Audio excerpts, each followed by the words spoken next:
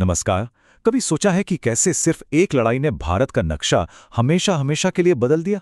चलिए, आज हम मध्यकालीन भारत की उसी रोमांचक कहानी में उतरते हैं जहां सल्तनतें बनी और मिटी और एक बिल्कुल नई तहजीब ने जन्म लिया। तो ये कहानी शुरू होती है उस लम्हे से जब भारतीय उपमहाद्वीप में एक नई सांस्कृतिक और राजनीतिक शक्ति ने पहली बार कदम रखा। एक ऐसी शक्ति जिसने इतिहास का रुख ही मोड़ दिया। अच्छा, तो इस दौर को समझने के लिए हमारे पास चचनामा जैसे पुराने ग्रंथ हैं।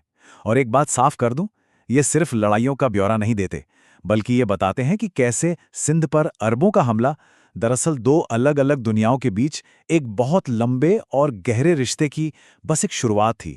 लेकिन ये संपर्क एक तरफा बिल्कुल नहीं था। ये तो ज्ञान और संस्कृति का एक जबरदस्त लेन देन था।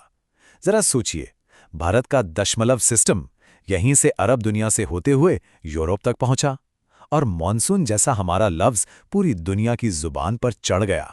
कितनी बड़ी बात है ना? तो इस शुरुआती मेलजोल के बाद अब कहानी का रुख उत्तर भारत की ओर होता है। यहां एक ऐसी ताकत उभर कर सामने आई जो अगले 300 सालों तक, जी हां, पूरे 300 सालों तक इस धरती पर राज करने वाली थी। और वो थी दिल्ली सल्तनत। ये एक नए और बहुत ही शक्तिशाली साम्राज्य का आगाज। अब देखिए, दिल्ली सल्तनत किसी एक राजा की कहानी नहीं है ना। ये तो मामलुक, खिलजी, तुगलक, सैयद और लोदी, इन 5 अलग अलग राजवंशों की कहानी है। और इन सब ने मिलकर 300 से भी ज्यादा सालों तक भारत के इतिहास को एक नई शक्ल दी। लेकिन सल्तनत की ताकत सिर्फ तलवारों में नहीं थी। अरे, उनकी असली शान तो उनकी बनाई इमारतों में झलकती थी। मिसाल के तौर पर सिकंदर लोदी का यह खूबसूरत मकबरा, इसे उनके बेटे इब्राहिम लोदी ने बनवाया था। और यह इस बात का जीता जागता सबूत है कि ये शासक कला के कितने बड़े कदरदान थे। और वास्तुकला की बात करें तो सल्तनत काल ने भारतीय वास्तुकला को हमेशा के लिए बदल कर रख दिया। पता है, इसी दौर में पहली बार दोहरे गुंबद यानी डबल डोम जैसी नई तकनीक का इस्तेमाल हुआ।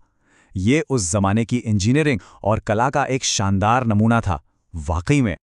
लेकिन ठहरिए, कहानी सिर्फ उत्तर भारत की नहीं है।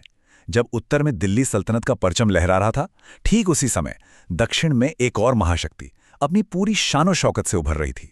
तो अब कहानी का रुख होता है दक्षिण की ओर, और इस साम्राज्य का नाम था विजयनगर साम्राज्य। इससे यह साफ पता चलता है कि मध्यकालीन भारत में कितनी राजनैतिक विविधता थी। ये सल्तनत की कहानी के समानांतर चलने वाला एक बहुत ही अहम अध्याय है। विजयनगर का सबसे सुनहरा दौर आया सम्राट कृष्णदेव राय के राज में। वो एक ऐसे शासक थे जिनकी तलवार और कलम दोनों में ही जबरदस्त ताकत थी। सोचिए, एक महान योद्धा होने के साथ साथ उन्होंने आमुक्तमाल्यद जैसा शानदार महाकाव्य भी खुद लिखा। इसकी शान और शौकत इतनी जबरदस्त थी कि इतिहासकार रॉबर्ट सेविल ने इसे एक भूला हुआ साम्राज्य कहा। और यह नाम ही हमें यह सोचने पर मजबूर कर देता है कि यह दक्षिणी साम्राज्य कितना विशाल रहा होगा, और फिर इसका अंत कितना नाटकीय हुआ होगा। तो एक तरफ तो ये बड़े बड़े साम्राज्य बन और बिगड़ रहे थे, लेकिन इन सब के बीच आम लोगों के दिलों में एक नई आध्यात्मिक लहर भी उठ रही थी। तो चलिए अब जरा सियासत से हटकर उन भक्ति और सूफी आंदोलनों की बात करते हैं जो समाज को अंदर से बदल रहे थे। इसी समय भक्ति आंदोलन ने प्रेम और समर्पण का संदेश हर तरफ फैलाया। अच्छा, इसकी 2 मुख्य धाराएं थीं।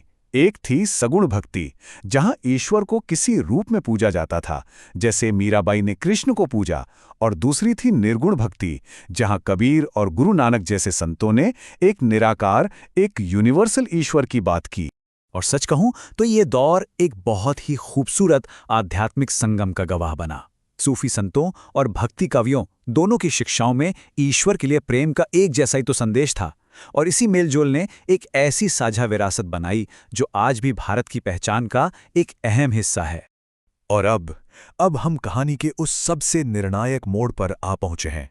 एक ऐसा टकराव जिसने एक पूरे युग को खत्म कर दिया और एक नए युग की, एक हिंसक शुरुआत की। तो सवाल ये उठता है कि 300 साल से भी ज्यादा पुराना एक इतना विशाल साम्राज्य आखिर सिर्फ एक लड़ाई में कैसे ढह सकता है? इस सवाल का जवाब छिपा है पानीपत की पहली लड़ाई में।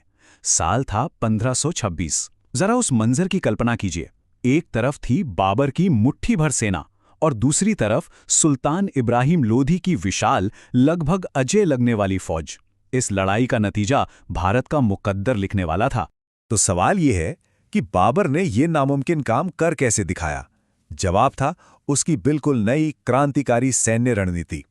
उसने तुलगुमा तरीके से लोदी की सेना को दोनों तरफ से घेर लिया और उस्मानी विधि का इस्तेमाल करते हुए गाड़ियों की आड़ से तोपों ने ऐसा कहर बरपाया कि सल्तनत की सेना बस बिखर कर रह गई। और आखिर में, जैसा कि इतिहासकार स्टैनली लेन पूल ने कहा है, सल्तनत का पतन सिर्फ एक अंत नहीं था। बाबर ने दरअसल एक शानदार इमारत की पहली नींव रखी थी, और वो इमारत थी मुगल साम्राज्य। एक ऐसा साम्राज्य जिसने भारतीय इतिहास में एक नए और भव्य अध्याय की शुरुआत की। एक ऐसी विरासत जो आज भी हमारे चारों ओर मौजूद है।